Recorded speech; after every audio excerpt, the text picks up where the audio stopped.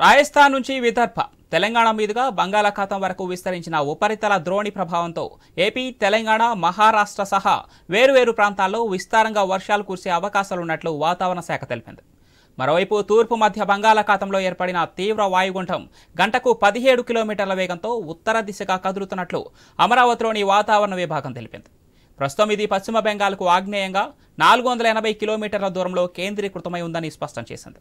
శనివారం రాత్రికి తుఫానుగా మారి ఆదివారం అర్ధరాత్రికి సాగర్ ద్వీపం కేపుపారా వద్ద తీరం దాటుతుందని స్పష్టం చేసింది. ఆ ఉపరితల ద్రోణి కారణంగా విస్తారంగా వర్షాలు పడే అవకాశాలున్నాయి. రాగల 2 రోజుల పాటు ఏపీలోని కోస్తాంధ్ర, రాయలసీమ జిల్లాల్లో ఉరుములతో కూడిన మోస్తరు జల్లులు కురుస్తాయని వాతావరణ శాఖ తెలిపింది. తదుపరి వాతావరణం పొడిగా మారుతుందని స్పష్టం చేసింది. మరోవైపు నైరుతి రుతుపవనాలు మరింత క్రియాశీలకంగా మారాయి.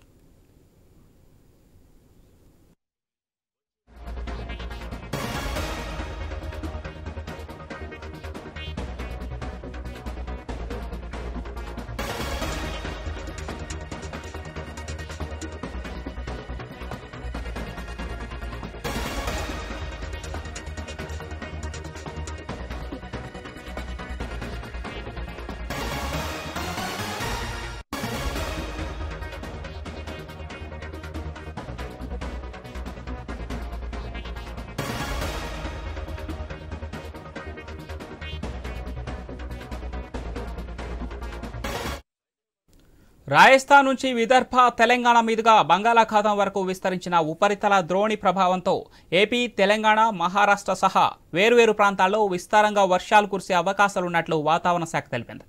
మరోవైపు తూర్పు మధ్య బంగాళాఖాతంలో ఏర్పడిన తీవ్ర వాయుగుండం గంటకు 17 కిలోమీటర్ల వేగంతో ఉత్తర దిశగా కదులుతున్నట్లు అమరావతిలోని వాతావరణ విభాగం తెలిపింది. ప్రస్తుతం ఇది పశ్చిమ బెంగాల్కు ఆగ్నేయంగా 480 కిలోమీటర్ల దూరంలో కేంద్రీకృతమై ఉందని స్పష్టం చేసింది.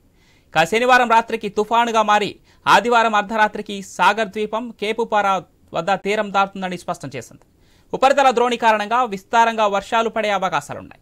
రాగల 2 రోజుల పాటు ఏపీలోని కోస్తాంధ్ర, రాయలసీమ జిల్లాల్లో ఉరుములతో కూడిన మోస్తరు జల్లులు కురుస్తాయని వాతావరణ శాఖ తెలిపింది. తదుపరి వాతావరణం పొడిగా మారుతుందని స్పష్టం చేసింది. మరోవైపు నైరుతి రుతుపవనాలు మరింత క్రియాశీలకంగా మారాయి.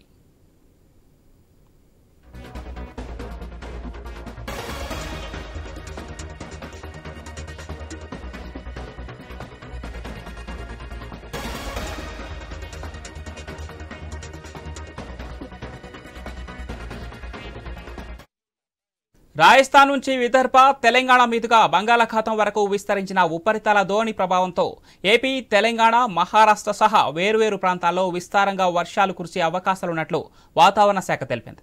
మరోవైపు తూర్పు మధ్య బంగాళాఖాతంలో ఏర్పడిన తీవ్ర వాయుగుండం గంటకు 17 కిలోమీటర్ల వేగంతో ఉత్తర దిశగా కదులుతున్నట్లు అమరావతిలోని వాతావరణ విభాగం తెలిపింది.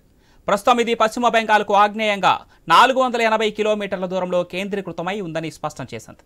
శనివారం రాత్రికి తుఫానుగా మారి ఆదివారం అర్ధరాత్రికి సాగర్ ద్వీపం కేపుపారా వద్ద తీరం దాటుతుందని స్పష్టం చేసింది. ఉపరితల ద్రోణి కారణంగా విస్తారంగా వర్షాలు పడే అవకాశాలున్నాయి. రాగల 2 రోజుల పాటు ఏపీలోని కోస్తాంధ్ర, రాయలసీమ జిల్లాల్లో ఉరుములతో కూడిన మోస్తరు జల్లులు కురుస్తాయని వాతావరణ శాఖ తెలిపింది. తదుపరి వాతావరణం పొడిగా మారుతుందని స్పష్టం చేసింది. మరోవైపు నైరుతి రుతుపవనాలు మరింత క్రియాశీలకంగా మారాయి.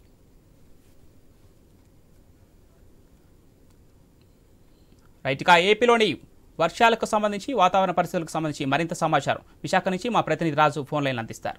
రాజు. పవన్, ఈ రోజు చూసుకుంటే ఏదైతే మధ్య బంగాళాఖాతంలో ఏర్పడినటువంటి అల్పపీడన ద్రోణి కాస్త వాయుగుండంగా మారి ఈ రోజు నుంచి కూడా తీవ్ర తుఫానుగా మారిందని విశాఖ హెచ్చరికల కేంద్రం అయితే ఇప్పటికే తెలియజేయడం జరిగింది. ఈ నేపథ్యంలో ఒకవైపు ఉత్తర ఒడిశాలోనే, అదేవిధంగా పశ్చిమ బెంగాల్ రాష్ట్రాలపై దీని ప్రభావం ఎక్కువగా ఉంటుందని చెప్తున్నప్పటికీ కూడా ఏపీ రాష్ట్రాలకు సంబంధించి కూడా పలు ప్రాంతాల్లో ఉరుములతో కూడినటువంటి వర్షాలు పడతాయని చెప్పి విపత్తుల నిర్వహణ శాఖ అయితే ప్రకటించడం జరిగింది. దీనికి సంబంధించి కూడా ఉత్తరాంధ్ర, అదేవిధంగా రాయలసీమ ప్రాంతాల్లో ఇప్పటికే కొన్ని ప్రాంతాల్లో మేఘావృతమని చెప్పి మేఘావృతమైన వాతావరణం అయితే కనిపిస్తుంది. ఏజెన్సీ ప్రాంతాల్లో కూడా చిరుజల్లులు కూడా పడుతున్న పరిస్థితి కనిపిస్తుంది. నేపథ్యంలో ప్రజలందరూ కూడా అప్రమత్తంగా ఉండాలని చెప్పి కూడా అధికారులు అయితే హెచ్చరికలు జారీ చేస్తున్నారు.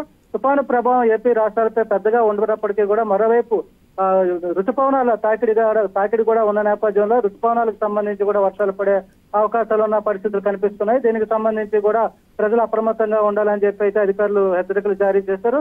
ప్రస్తుతం ఏదైతే మధ్య బంగాళాఖాతంలో ఉన్నటువంటి రెమాల్ తుఫాను చురుకుగా కదులుతున్నట్టుగా తెలుస్తుంది. ఇది కాస్త సాయంత్రంలోగా కూడా అటు ఉత్తర ఒడిశాకి చేరుకొని అక్కడి నుంచి పశ్చిమ బెంగాల్ బంగ్లాదేశ్ మధ్య అయితే తీరం దాటే అవకాశాలు కనిపిస్తున్నాయి. దీని ప్రభావం ఆయా రాష్ట్రాలు అదేవిధంగా బంగ్లాదేశ్ దేశం మీద కూడా చాలా ఎక్కువగా పడే అవకాశాలు ఉన్న నేపథ్యంలో అక్కడైతే అప్రమత్తం చేయడం జరిగింది.